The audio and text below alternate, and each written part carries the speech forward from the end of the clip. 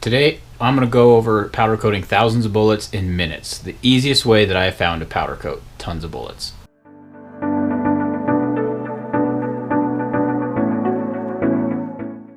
First up is you're going to need a number 5 container, something like this. The reason you want a number 5 plastic is just because it helps build up static electricity and helps the powder coat stick. I picked this one up from the thrift store for like 50 cents. Okay, so we're going to put about 250 bullets in this thing. Okay, so this is about 250 bullets. Next, we're going to put some powder coat in here. You honestly don't need a ton. This is probably a little bit much, but I'll separate it out and you reuse the extra later, so it doesn't really matter. Okay, next we're going to put the lid on and shake it up. Okay, we're going to shake it for about 30 seconds.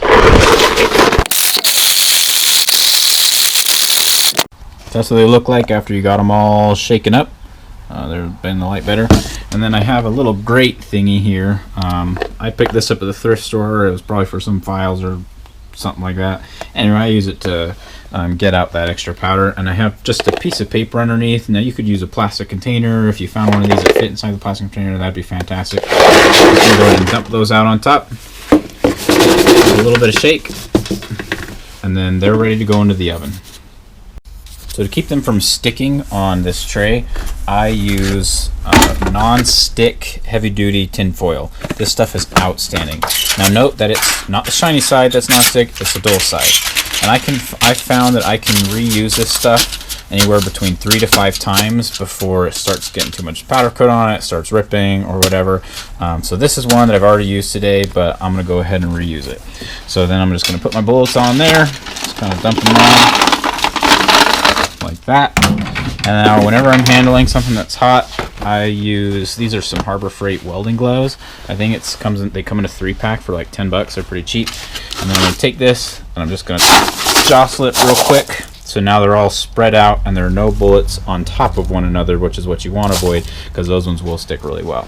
If they're just touching, that's not a big deal. Then I'm going to go ahead and put them in the oven.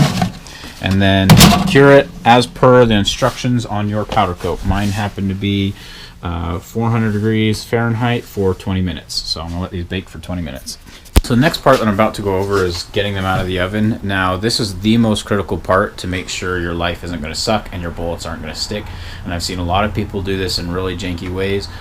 So hopefully my tips will be able to make your life a lot easier. Okay, so now that 20 minutes are up, I'm going to go ahead and put on both of these gloves because these bullets are very hot. They're coming out at 400 degrees Fahrenheit. Okay, I'm going to get them out, and now I'm going to take my gloves off and then just grab the tin foil. Now the tin foil won't burn you. It doesn't have much thermal mass. The bullets will burn you very fast. So I'm going to pick them up. Notice I don't care that I'm bunching them all together because that won't matter. Okay, that gets them all off the tin foil. And now I'm going to I use the back of my knife to spread them out. You could use whatever. Got a hole in the tin foil there. And I'm just going to spread them out and break up any clusters that I see. If a bullet like that one rolls off, don't touch it with your hands. It will burn you so fast. Okay, you'll notice that they didn't really stick together hardly at all, even though I clustered them up, and that's because the chemical reaction of the powder coating hardening is completed within the 20-minute time period that they were in the oven. So now they're not really going to stick together even though they're nice and toasty warm. And now you can see that they're all pretty much separated, and I'm going to let them cool, and then I like to stick them through a sizing die. If you're at this stage and you actually just reload them as is, then I guess that's up to you, and you're good to go. Okay, just a couple last minute tips and things that you don't necessarily need to do. I have a big old 1/2-inch piece of mild steel that I put them on, and that just helps dissipate the heat really fast. These only been out of the oven for about 5 minutes and I can already touch them. They're still warm, but they're not going to burn me anymore.